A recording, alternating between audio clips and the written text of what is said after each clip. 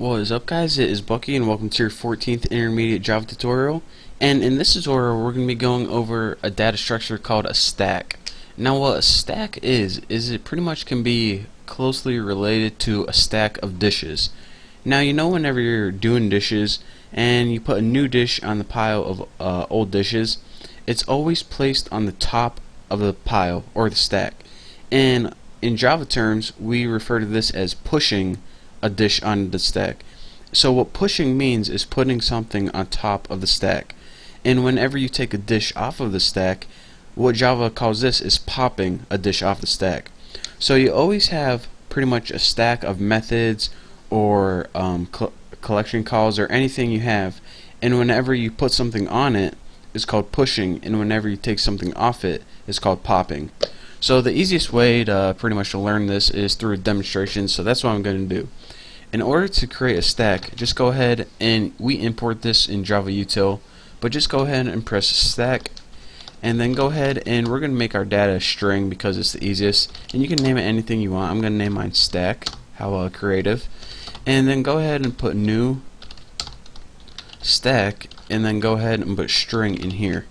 Now go ahead and put your empty parameters because it doesn't take any parameters in this constructor, and then go ahead and the first thing we need to do, we have an empty stack right now, so we need to push something or put something on a stack.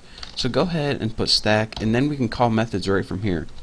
So let's go ahead and put push, and as our first item we want to add is a string. I'll just name mine bottom. You can name anything you want.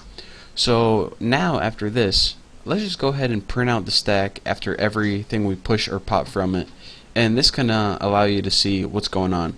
So go ahead and put print stack, and this is a method that we're going to be building later, and for the parameter it's going to take what collection, of course, our stack. So let's go ahead and we'll push 3 items on this and print it out each time. So just copy this 2 more times and we'll paste it. We'll name the first one bottom, the second one second, and the third one third. So this is going to be really easy to see what's going on. So now we have a stack with 3 items on it, or 3 dishes. The first one's named bottom, and that's on the bottom. The second one's named second, and the third one's named third. So now, whenever we pop elements, we don't need to pass it anything. We pretty much don't need to tell it which one it needs to take off, because it automatically always takes the top one off. So instead of passing it in an element, we just name pop, and automatically pops off the first element off the top. So go ahead and put stack.pop, and we're going to go ahead and call this 3 times because we have 3 methods, or excuse me, 3 items in our stack right now.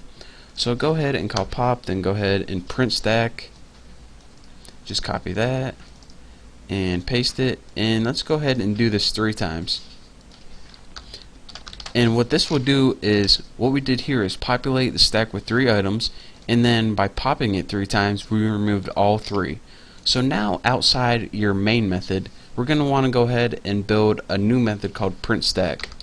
So let's go ahead and we'll make it private because we're only using it in this class. Private static void, not return anything, print stack, and as your parameter, of course, you have to pass it in a stack that is string data, and we'll just name it S for simplicity. And let's go ahead and write a simple if statement. That's the only thing we need to put in here. First we need to check if the stack is empty. So if s dot and is empty is built-in method that returns either true or false. It of course returns true if it's empty, and if it's not, it returns false. So that's why we are able to use that. So first of all, check if the stack is empty. If it is, system out print line, and we'll just write like you have nothing in your stack.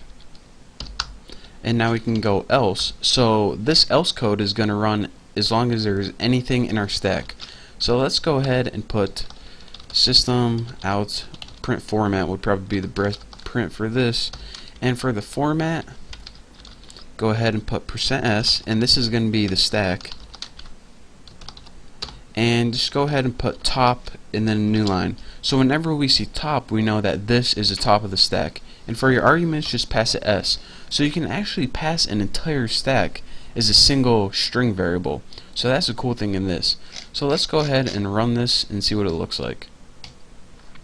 As you can see, the first thing we did is we populated it and printed it out after 3 times. So we populated it with bottom, bottom, second, and here's the top of the stack, bottom, second, third, here's the top. And then we popped it 3 times. We popped third off, we popped second off, and then whenever we popped bottom off, our stack was empty. So that's why we got the code, you have nothing in your stack. So that's pretty much how they use the push and pop and what a stack is. And this is one data structure. It's not the most common, but we'll be going over some more in the tutorials to come. So thank you guys for watching. Don't forget to subscribe, and I'm out of time for this tutorial, but I will see you next time.